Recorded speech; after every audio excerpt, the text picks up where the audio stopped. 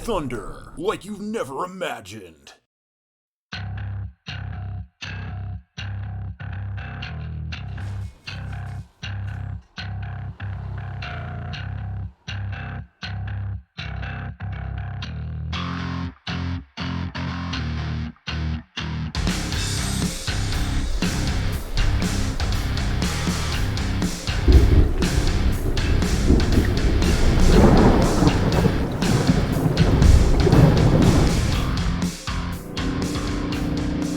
Morning. Welcome back to American Truck Simulator. This is David Steele and here's me truck. And as you can see, we are running a Mack R today. We're running a Mack R with a very noisy engine. This is a Detroit diesel 6V-92, so it's a Series 92 engine. And yeah, it's a two-stroke and it's noisy. Well, we are in Ely, in Nevada. Actually, I'm going to adjust my hood mirrors. You can barely see the trailer. But first things first, let's go ahead and see what cargo we've got today. Diesel to Waco is tempting, but that'll make a long video. I think we're going to go for the diesel to Ogden. That looks like a nice cross-country trip, and it's going to tax this little 6V-96. Yeah, I think this is going to be an interesting kind of trip. Well, first things first, let's go ahead and get the thing connected to it. Let's show off the trailer we've got today. It's quite a bit of a beast. There are certainly bigger ones available, but it's all shiny. And where is my? Where is it? Is it there?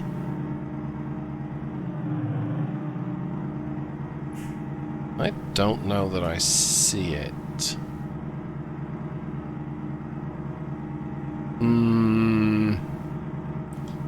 Okay, I mean it looks like it's down here. Okay, I'm gonna get out and take a look because just imagine we just jumped over here.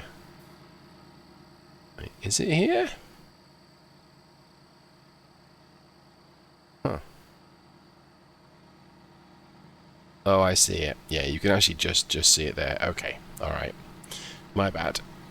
It's probably not normal that that we do that. Yeah. All right. Let's jump back in the truck. Okay. My bad. Right. Let's go ahead and zip round the corner. Let me get the windows down. It means it's going to be hard to hear what on earth I'm saying. Hard for me to even think sometimes. But that is one of the joys of 6V-92s. I mean, you buy it with some ear protectors, ear defenders, I think they might be called. Or shoot, some noise-cancelling earbuds these days. That will probably work.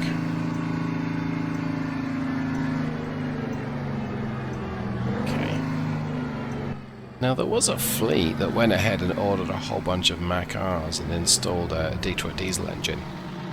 And I forget the name of the fleet. I probably only saw this in passing. But it's not necessarily a normal engine you might expect to see in the Mack R. It's like the R600. The R700 could have the 8V92, and I'm quite certain they could also have the 71 series Detroit diesels too. Now, why is that? Well, mostly it's this kind of sense of pride about having a Mack engine in a Mack truck. And there's nothing wrong with the Mack engines. In fact, there's a lot to like about them. But maybe if you're a fleet manager and you've converted a fleet, where you're switching from a different branded truck and you're buying Macks, but you've got a whole host of 6V-92s on your existing fleet, and you don't want to retrain all your mechanics. And you've got a whole bunch of, maybe you've even got a whole bunch of parts. So you just want the same engine, and that's why you would buy a Detroit diesel 6V-92 powered Mack R, or possibly a whole fleet of them. So go ahead and line this up. I think we're pretty much there. I'm going to go ahead and turn off the lights, Let's get my engine installed, but before we do anything else, I want to go ahead and just adjust the hood mirrors, I think. It's that one. So, let's say I've just installed the hood mirrors and not really used them yet. Alright, that'll do it for me, I suppose, whilst we're here. Yeah, I think we've got our normal mirrors are about how I'd want them. You want to be able to see the trailer just in case it falls off. I kid you not. Having a bit extra rear downward visibility can be very, very useful. I think we're pretty much there. Okay. Let's go ahead. I'm going to switch to the outside view. Let's turn off the four-ways and let's get this thing loaded up. That was quick. That was very quick. All right.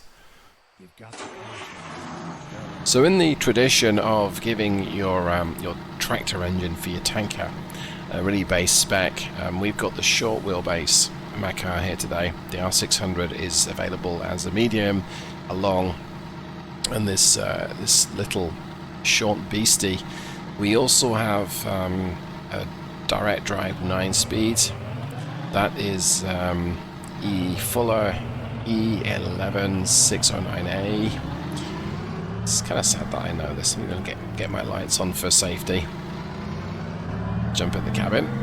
So we'll turn our four-ways back on. Okay. In terms of engine specification, this is the 270. I think it's a 85 spec engine. It's available in the Steel Productions engine pack. That is an absolute shameless plug. I don't mind admitting that. But it's a 270 horsepower, 957 foot-pounds of torque. The transmission's rated at 1150 foot-pounds, so we're way within spec here. And yeah, it's not got a lot of go under the hood, which is how some tankers operate. You give them basically no extra equipment, nothing special. You kind of get the stock option.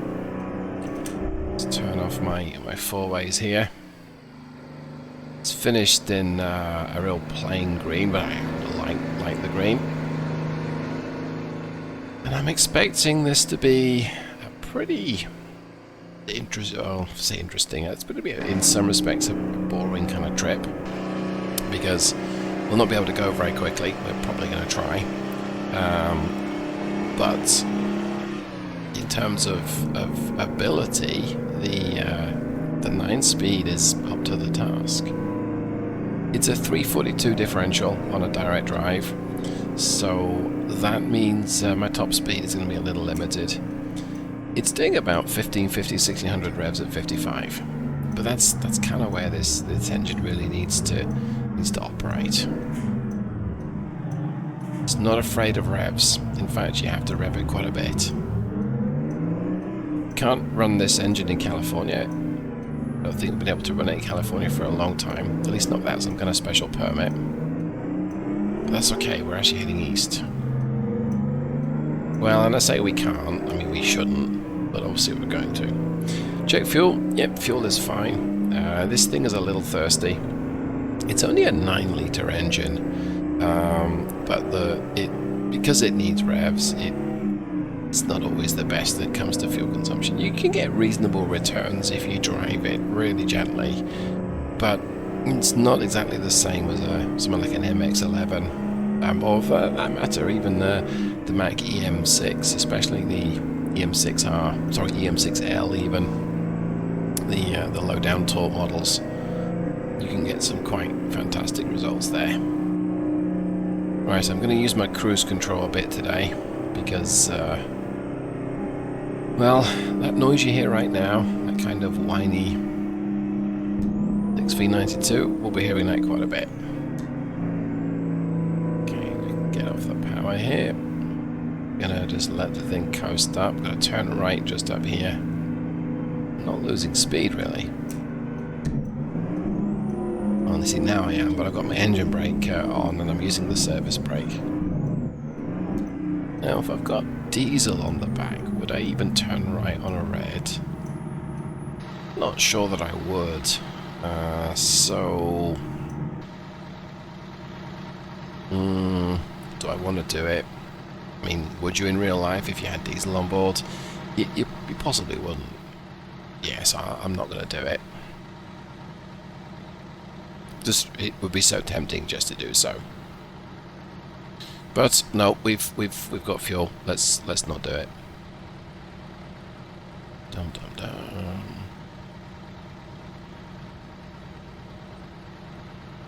dum. Excuse me. Well, I hope everyone is having a good day so far. Now, if you're watching this in the Central Time Zone, your day, and you're watching it when it's released, I tend to release my videos at 7 AM. If they're not released at 7 AM, it's either a special video, which make of that, cocktails, make of that whatever you will, or I didn't sort the date when it was supposed to be released, and it's like midnight or something like that. Now, if you're in a different time zone, if you're in the UK, they'll get released in the middle of the afternoon. Possibly not the best time to release stuff, because people could be at work, but hey. Oh, hello. Well, we might have to stop at this club for some club stuff. I don't know what we're supposed to club. Is that a pickaxe? I think she's a mining girl. Oh, room rate starting at 35. Okay, that's not a bad room rate, but what do you need a room for if you're at a club? You know, I don't want to think about that too much.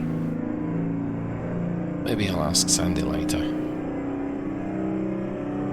Okay, let's get that screen showing. Well, let's go back to my oil temperature. What am I showing? 202. Yeah. I keep on talking about the fact that SCS have changed how the temperatures work in the game, and I find that interesting because does it mean that they're going to include weather? It's a clue that they're going to add a bit extra weather here, and they added snow or snowy road conditions, not snow itself, for the Winter Wonderland, and that looked beautiful, and we had lower temperatures. So I would be very interested to see what they're going to do with the temperatures there. Right. Is it going to block shift? No, I don't think it is. Nope, it's not. But I wouldn't really expect that. This engine is known to not have a lot of low-down torque.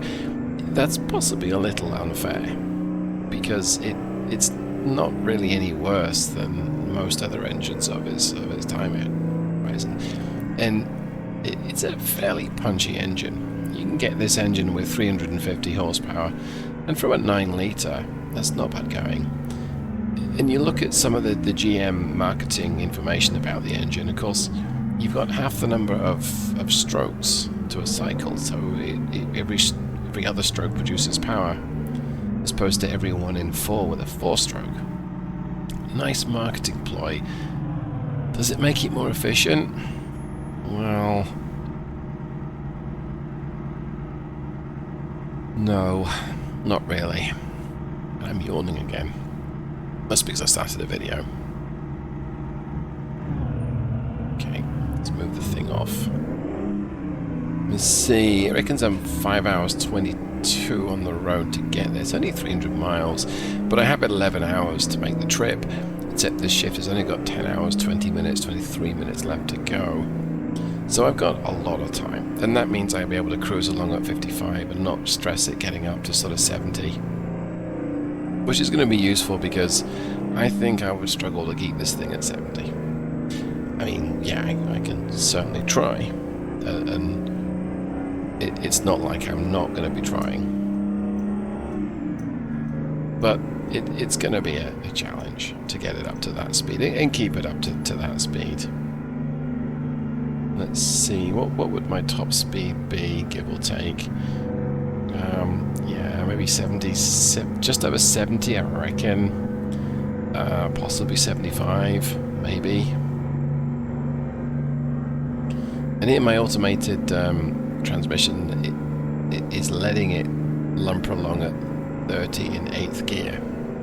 We've got 1 left to go, but it's not picking up particularly strongly from this road speed. From this engine speed. Then again, it does actually pick up, so hey. Oh, we have to hump here now. What does that mean then? Slow Ba-dum-ba-dum. Whoa. We possibly wouldn't have done that in the real world with this cargo. To give it spills, it'll make a right mess. Right, I'm going to set my cruise at 55. Listen to this DDV6 sing as it reaches 1700 revs. And falter as it tries to accelerate.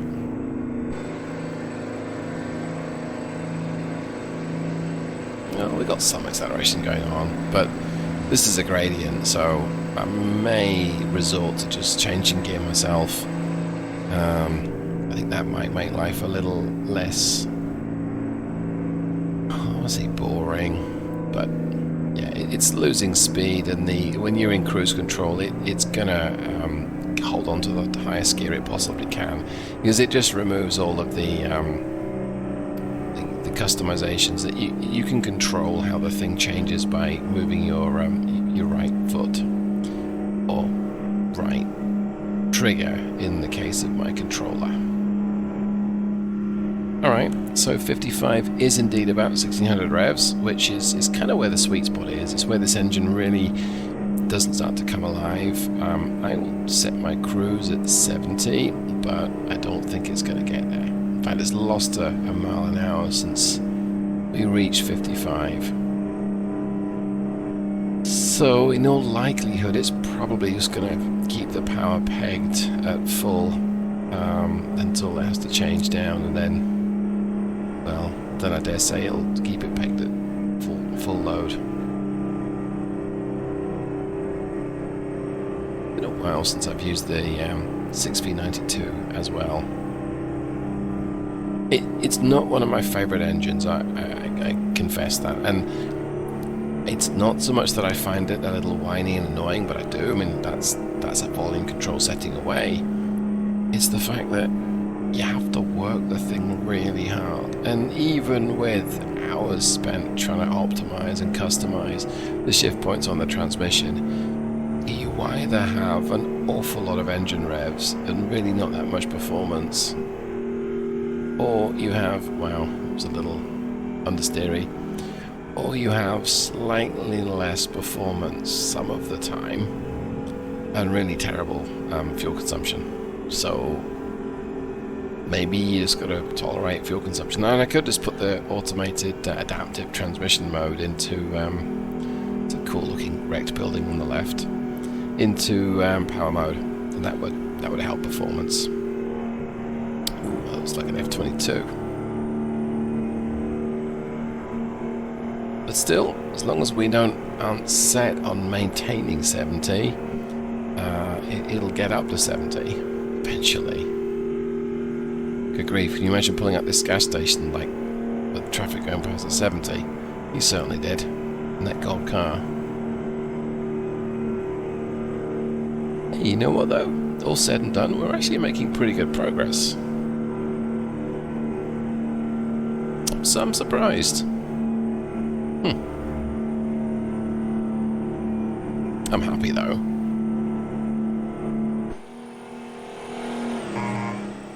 Oh, stay in your lane, David. And maybe no one saw me careering around the road there. Yeah, I dare say we probably wouldn't be pushing this much diesel along at quite this kind of rate, so I'm gonna just back off. Okay, let's back it off to 55. So one of the characteristics of this engine is the fact that it holds onto its engine revs quite a bit, and that was something that I set up when I made it. Come on, Reg, you slowed right down, and you've got way more acceleration than what you're demonstrating right now. It caused me to lose a whole bunch of my speed, and now I'm going to struggle to get up this tiny little hill.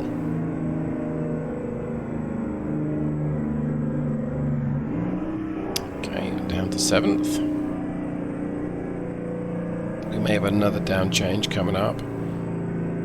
I think this is why the 6V-92 is not on my favourite list of engines. It dies when you come to a hill. And this is one of the higher torque versions at 957 foot-pounds. This engine's available with quite a bit less torque, which the 1974 version doesn't have some of the tailored torque modes and options, and this is a top economy 270, I believe. I should really know this. I spec'd the truck out only 12 hours of driving time ago. You'd think I'd know by now, right? Yeah. I think we'll just end up hunkering along on the road like this at 55 and just coping with the odd multiple down changes when we come to a gradient or a hazard. It'll be okay.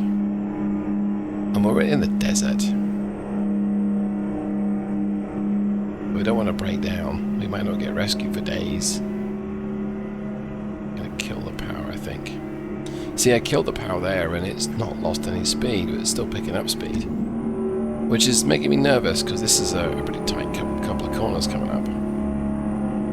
Well, tight with all that diesel behind me. Okay.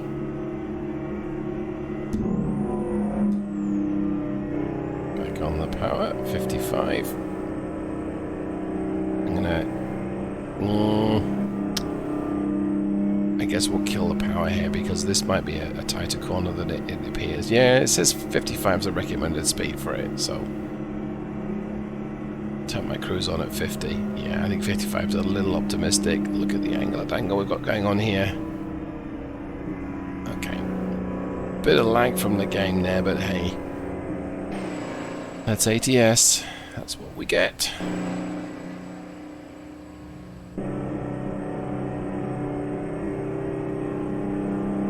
This truck's flying along. I don't think he's doing 60.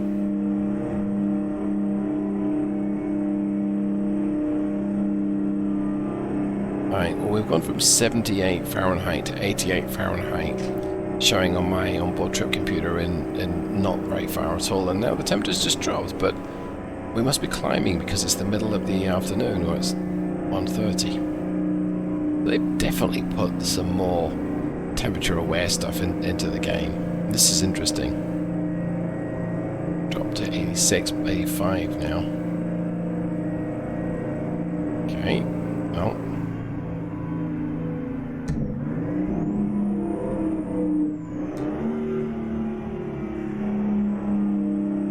I know I set my cruise at 30 and a 35 limit, but that's because I really don't want to speed. Okay, it's killed the power, and I may need to get on the engine brake just to hold it. I'm going to just keep the speed under check. So we're rattling the windows of all these good businesses around here. Oh well.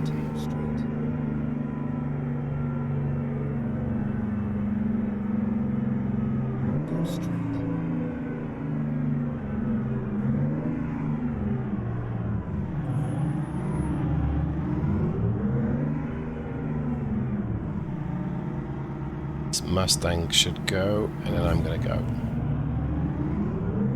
There you are, Ford. Guess that's an edge. Really? I guess that's an edge. It's an edge. I'm not so familiar with my SUVs, and it's not that I don't like SUVs.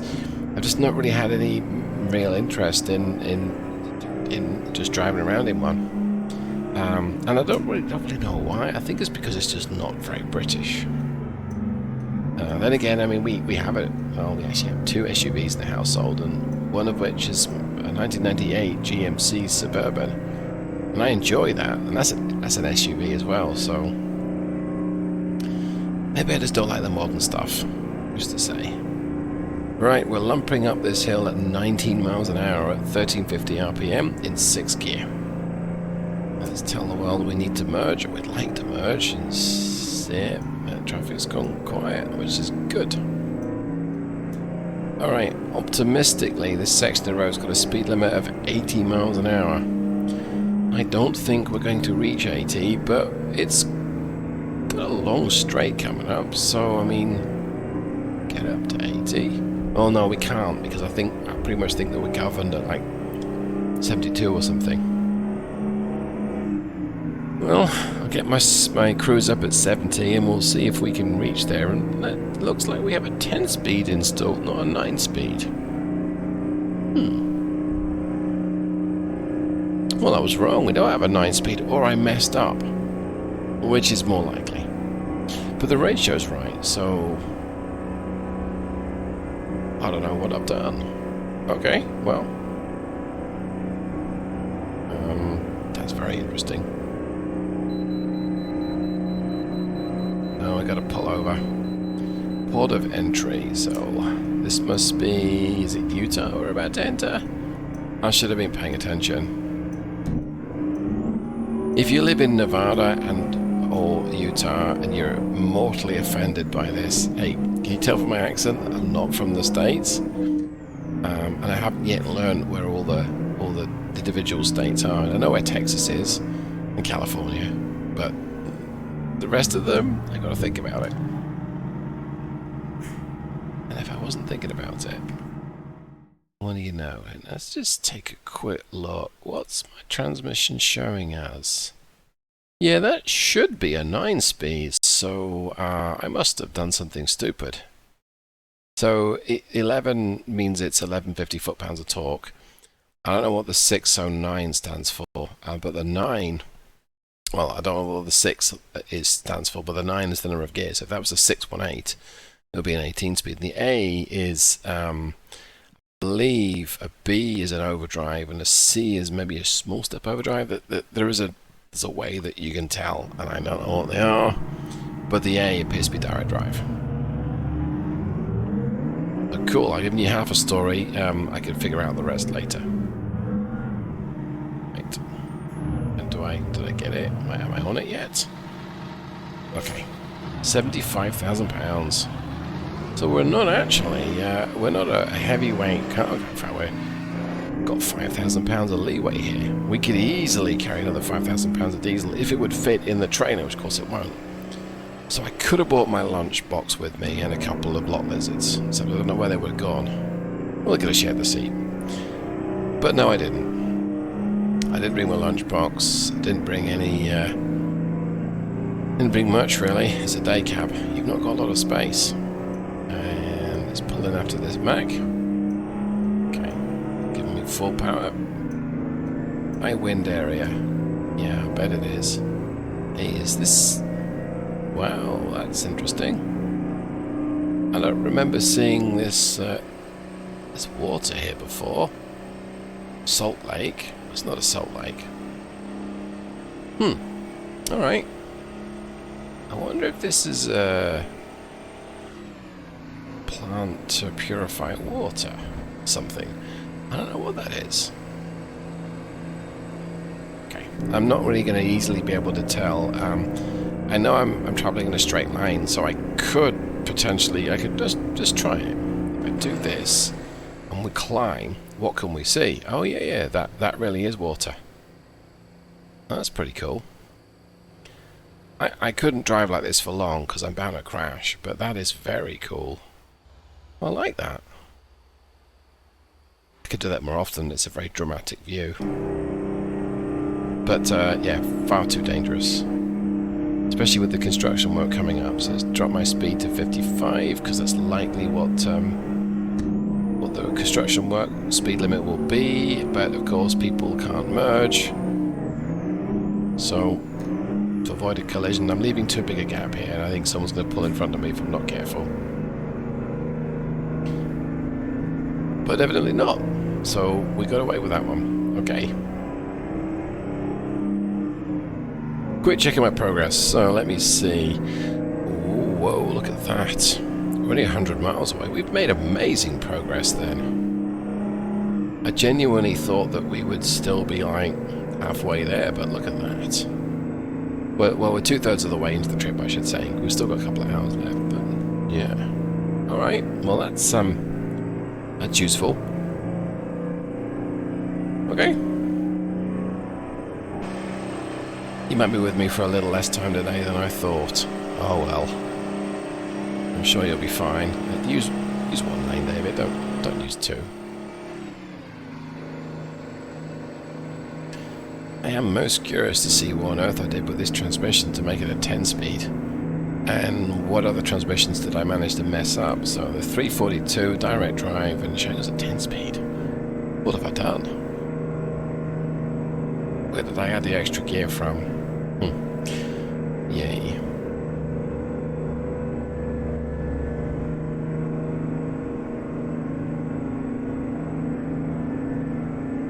So here is an interesting climb. We're at sort of 1250 revs.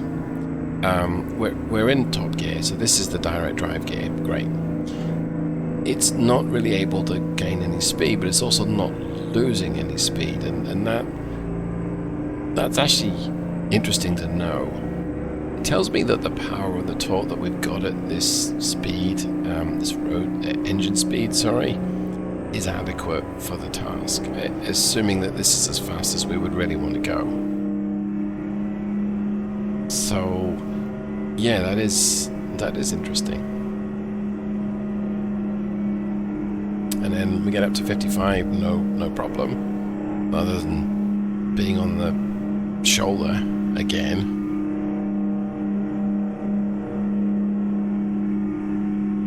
Truck is a little sensitive to steering input, but that is because it's a short wheelbase.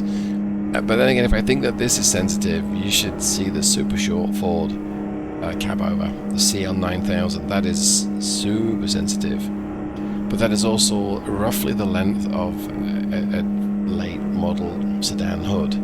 Not the car itself, just the hood is tiny.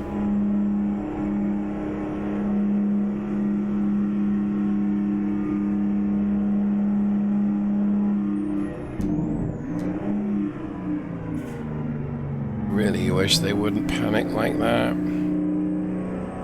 It's going to take me another 8 miles to get back up to 55, at the very least.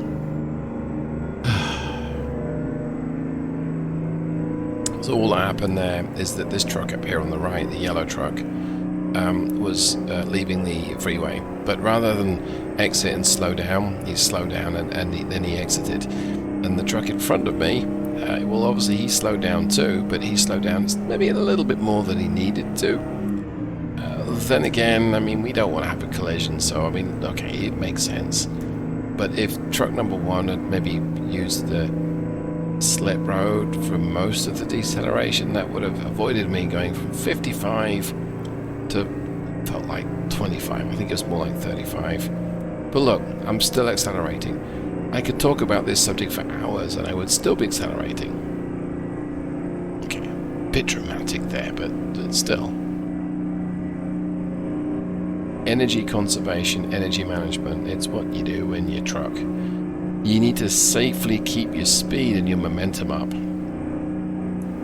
don't know whether this is a part of the training. Safety is first, and then energy efficiency is going to be pretty high up on the list. So how do you blend energy efficiency with keeping a timescale? Because you could drive everywhere at 35 and use less energy than if you did it 55 or 65. So there's that blend of, well, we want to make good progress but not burn too much fuel.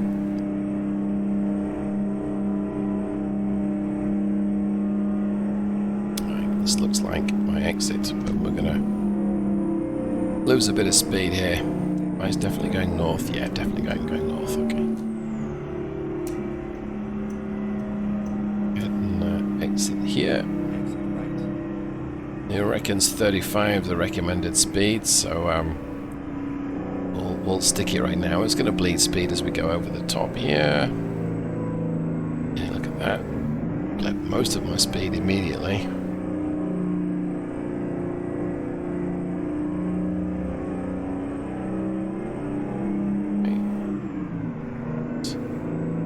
Down we go. Right, set my cruise back at 55. I don't know whether I have to merge. I guess I don't. So, we'll not merge. There's no point in moving to lane 2 if we don't need to. Unless I wanted to annoy that Prius driver, but I didn't, so.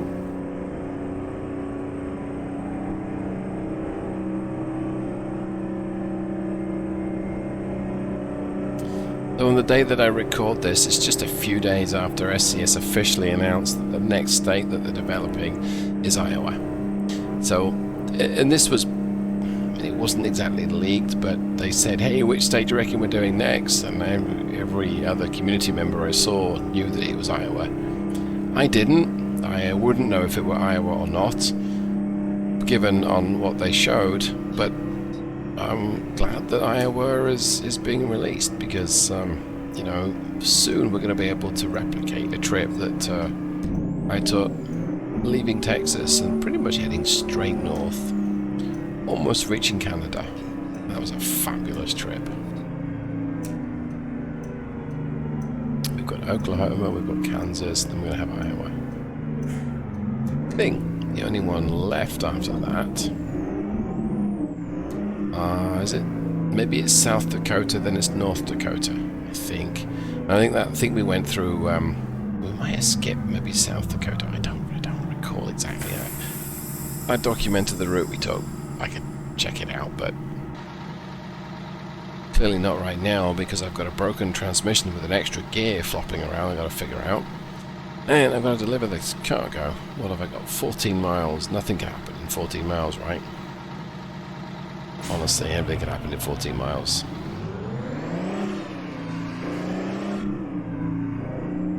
No idea what I did, other than maybe I just copied the wrong definition, and that would be very embarrassing. Happens, don't get me wrong, but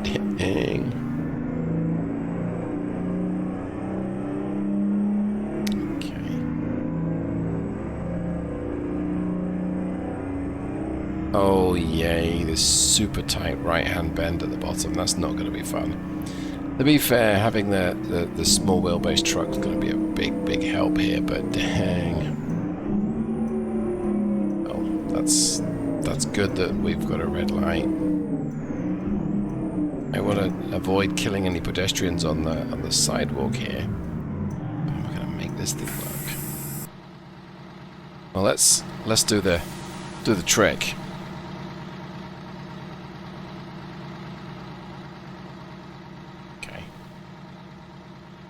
Yeah, that's going to be a challenge.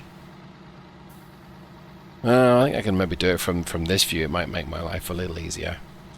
Okay, so let's move forward. I'm going to kind of ignore this little line here. I reckon about here when we turn in. Let me be left it a little late. Yeah, I did. Because it's... Oops. Thankfully there's no one turning left in that lane here. Alright, well we nearly did it. Cleanly. Okay, that was an interesting way of doing it, and if you'd been behind me, you'd go, one heck of a surprise, but my trailer's like backing towards you, but there was no one behind me, and we got away with it. I don't think I even got fined by the police for doing something stupid on the road. It's for me.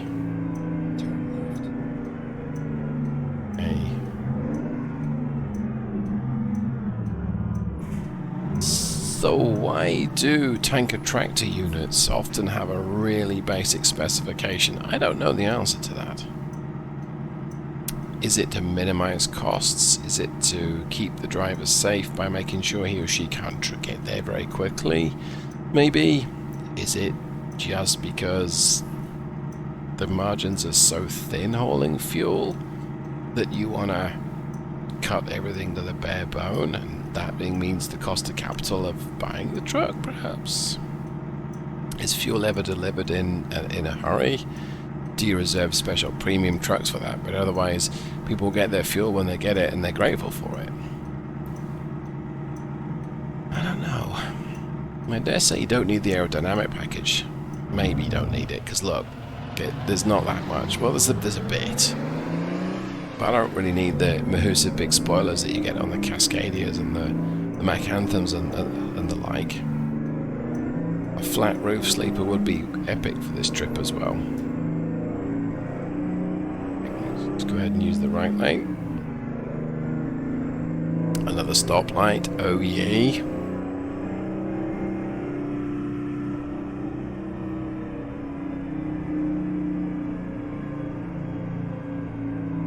So we'll let the truck coast up. I'm in the wrong lane, so that's fun. Well, lanes merge up here, so I will utterly lose any shootout at the lights. This is like a Hummer next to me. So I feel I should take it out, but we're not going to. I'm not get anywhere close. And I gotta merge up here, so tell the world I'm merging. This car behind me can wait. Thank you. Reluctantly waited.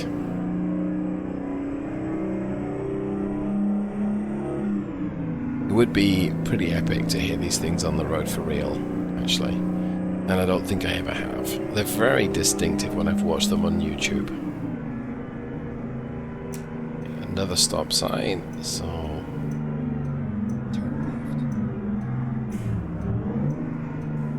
appears to be very rural. Oh, there's another Gallon Oil vehicle. Gallon Oil products on board.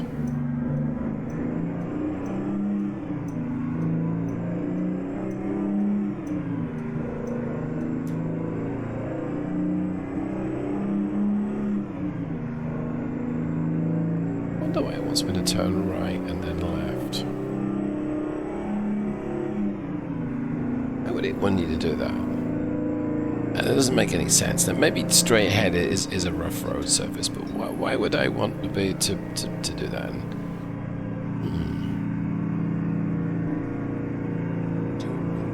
Doesn't say it's no entry, so I'm just gonna authorized vehicle only. Oh, I see. Well, am I authorized? I mean, I look authorized. Really don't, but I may be about to go in the out.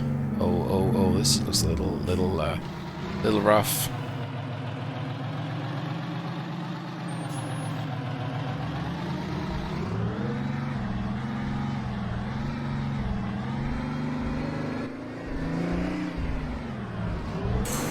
Yeah, that's. Thank goodness for an air seat, right? And if this fuel had to be mixed, we've just mixed it up for you, so you're very welcome.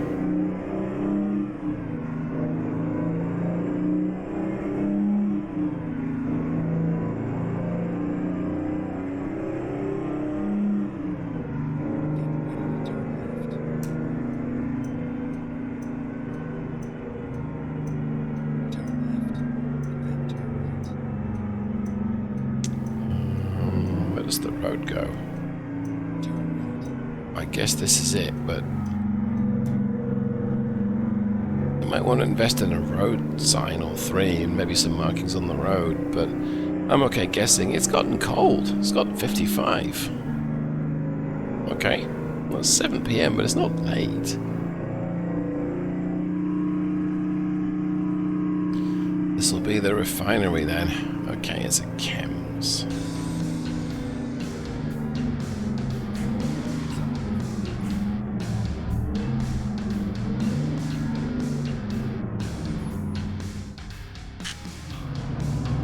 Excuse me, another yawn. I'm going to do the simple parking.